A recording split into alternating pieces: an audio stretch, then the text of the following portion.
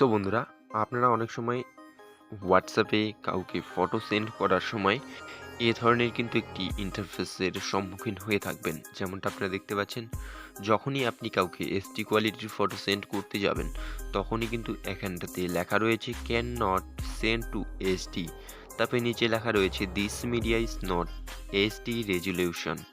So বন্ধুরা, এর মানে কি, আর এই প্রবলেম থেকে আপনারা কিভাবে বাঁচবেন, আর এই প্রবলেমটিকে আপনারা খুব সহজে কিভাবে ফিক্স করবেন সেই নিয়ে কিন্তু আজকের এই ভিডিওটা খুবই ছোট্ট হতে চলেছে।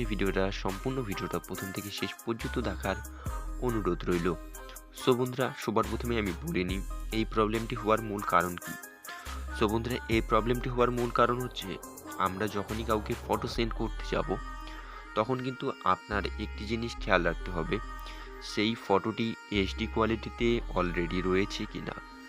যদি আপনার ফটোটি অলরেডি এইচডি কোয়ালিটিতে না থেকে থাকে, তবে কিন্তু আপনি সেই সেম ফটোটিকে কাউকে যখন সেন্ড করবেন, তখন কিন্তু এইচডির যেই নতুন আপডেটটি এসছে, সেটি কিন্তু আপনার এই ফটোটিতে কাজ করবে না।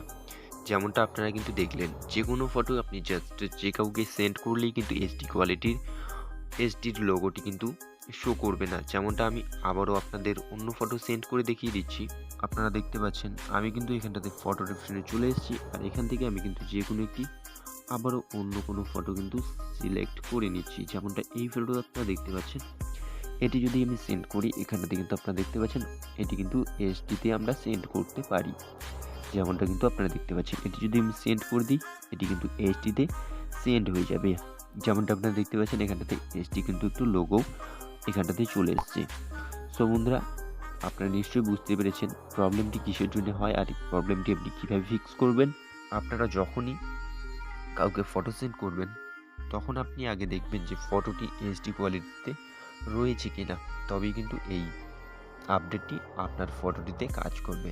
সো বন্ধুরা, ভিডিওটা দেখে আপনি নিশ্চয়ই বুঝতে পেরেছেন। ভিডিওটা দেখে আপনার যদি একটু হেল্প হয়ে থাকে, তো প্লিজ ভিডিওটা দেখে লাইক করবেন। চ্যানেলটাতে নতুন হলে চ্যানেলটাকে সাবস্ক্রাইব করতে ভুলবেন না। ভিডিওর সম্পূর্ণটা প্রথম থেকে শেষ পর্যন্ত দেখার জন্য অসংখ্য ধন্যবাদ।